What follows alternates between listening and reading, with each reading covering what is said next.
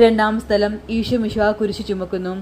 ഈശോ മിശിഹായെ ഞങ്ങൾ അങ്ങേ കുമ്പിട്ട് ആരാധിക്കുന്നു. എന്തുകൊണ്ടെന്നാൽ വിശുദ്ധ കുരിശിനാൽ അങ്ങ് ലോകത്തെ വീണ്ടും രക്ഷിച്ചുവല്ലോ.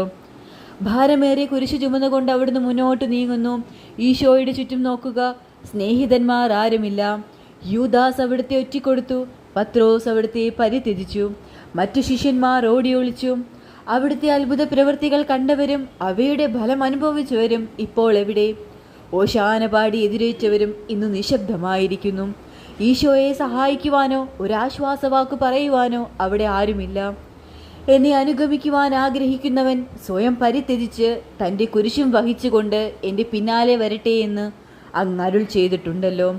എൻ്റെ സങ്കടങ്ങളുടെയും ക്ലേശങ്ങളുടെയും കുരിശു ചുമന്നുകൊണ്ട് ഞാൻ അങ്ങേ രക്തമണിഞ്ഞ കാൽപ്പാടുകൾ പിന്തുടരുന്നു. വലയുന്നവരെയും ഭാരം ചുമക്കുന്നവരെയും ആശ്വസിപ്പിക്കുന്ന കർത്താവെ, എൻ്റെ ക്ലേശങ്ങളെല്ലാം പരാതി കൂടാതെ സഹിക്കുവാൻ എന്നെ സഹായിക്കണമേ.